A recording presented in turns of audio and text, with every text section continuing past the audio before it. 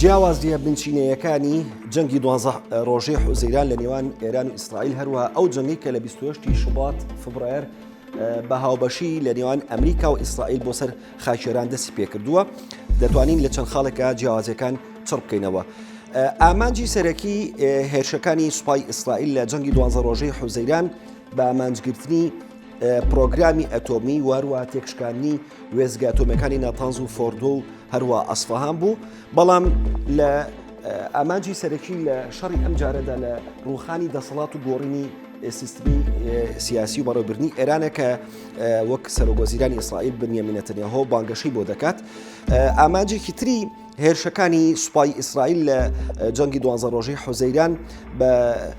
بردومانکردنی وێستگە و بنکە سەربازیەکان بوو، بەڵام لە ئێستادا وەک ئەبینین بە ئامانجگرتنی سەرکردایەتی باڵای ئێران کە لە نێویشاندا کەسی یەکەمی کۆماری ئیسلامی ئێران عەلی خەمنەئی بە ئامانجگیرە. لە شەڕی 12 ڕۆژەی حوزەیران ئەمریکا لە کاتژمێرەکانی کۆتایی جەنگەکەیە هاتە ناوەوە، بەڵام لەم جەنگەیە بڕیاری هاوبەشی ئەمریکا و ئیسرائیل گەڵاڵەکرا و سوپای ئیسرائیل و سوپای ئەمریکا پێکەوە هێرشەکانیان دەست پێکرد بۆ سەر خاکی ئێران. ئێران لە شەڕی 12 ڕۆژەی حوزەیران بە شێوەیەکی سنووردار بردومان و موشکباران و هەروە هێرشی درۆنی دەکردە سەر خاکی ئیسرائیل، بەڵام لە ئێستادا لەم جەنگەدا پریشکی جەنگەکە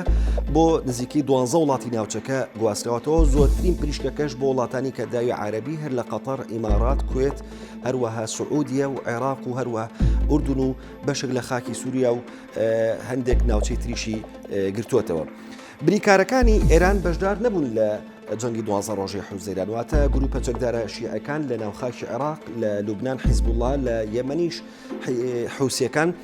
بە شێوەک لە شێوەکان بەشدار نەبوون لە ناو جەنگەکەیە، بەڵام لەم جارەدا لەم شەڕی ئەم جارەدا گروپە شیعەکان لە نێوخاکی عێراق و حیزب اللهش لە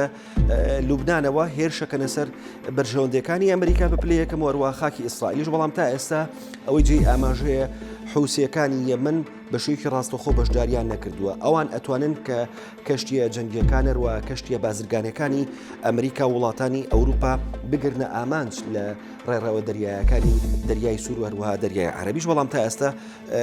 هەنگایەکی لەو شێوەیان نەناوە.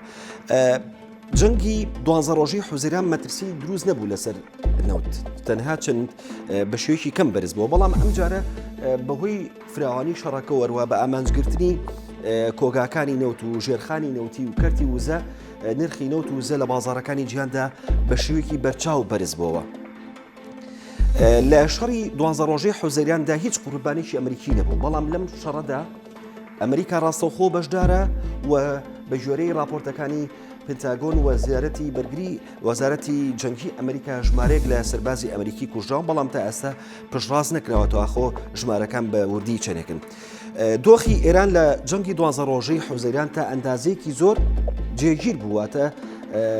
لەگەڵ ئەوەی کە ناڕەزایەتی هاوڵاتیان هەبوو، بەڵام نەبوو بە خۆپشاندانی ملیۆنی و جەماوەری، بەڵام ئەم جارە ئەبینین پشێوی ناوخۆیی زۆربەی شارەکانی ئێرانی گرتبووەوە و ماوەی 2 مانگ خەڵک لەسەر جادە لەسەر شەقامەکان داوا و دروستیان لە دژی کۆماری ئیسلامی ئێران و دەسەڵاتدارانی وڵاتە دەوتەوە. لە ئێستادا ئەتوانین بڵین کە جەنگی 12 ڕۆژەی حوزەیران تەنها 12 ڕۆژی خایەن، دوای 12 ڕۆژ